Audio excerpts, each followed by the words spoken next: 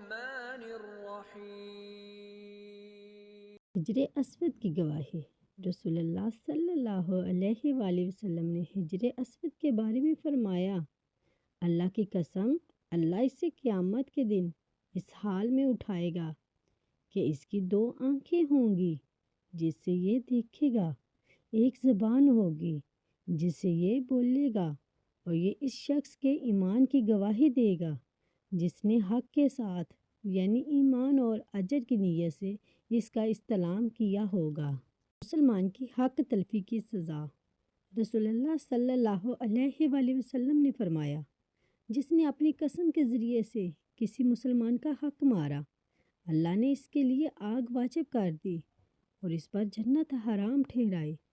اس شخص نے آپ صلی اللہ علیہ وسلم سے عرض کی، اگرچہ وہ معمولی سی چیز ہو، اے اللہ کے رسول، آپ صلی اللہ علیہ وآلہ وسلم نے فرمایا، چاہے وہ پیلو کے درخت کی ایک شاخ ہو۔ حضرت ابو ہریرہ رضی اللہ تعالیٰ عنہ نے بیان کیا کہ رسول اللہ صلی اللہ علیہ وآلہ وسلم نے ارشاد فرمایا، اللہ تعالیٰ ارشاد فرماتا ہے، جب میرا بندہ مجھ سے ملنا پسند کرتا ہے تو میں بھی اس سے ملنا پسند کرتا ہوں، اور جب وہ مجھ سے ملنا ناپسند کرے تو میں بھی اس سے ملنا ناپسند کرتا ہوں۔ اللہ والے لوگ۔ سیدنا انس رضی اللہ تعالیٰ عنہ سے روایت ہے، وہ کہتے ہیں کہ رسول اللہ صلی اللہ علیہ وآلہ وسلم نے فرمایا، بے شک لوگوں میں سے کچھ اللہ والے ہوتے ہیں۔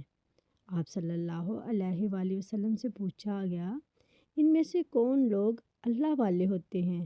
آپ صلی اللہ علیہ وآلہ وسلم نے فرمایا، قرآن والے ہی اللہ والے اور اس کے خاص لوگ ہوتے ہیں۔ ہر بیماری کا علاج سورۃ فلق اور ناس۔ حضرت عائشہ رضی اللہ تعالیٰ عنہا سے روایت ہے کہ آپ صلی اللہ علیہ وسلم جب بیمار ہوتے اور تکلیف ہوتی تو اپنے اوپر ماسطین سورۃ فلق اور ناس پڑھ کر دم فرماتے۔ پلیز لائک اور سبسکرائب ضرور کیجیے گا۔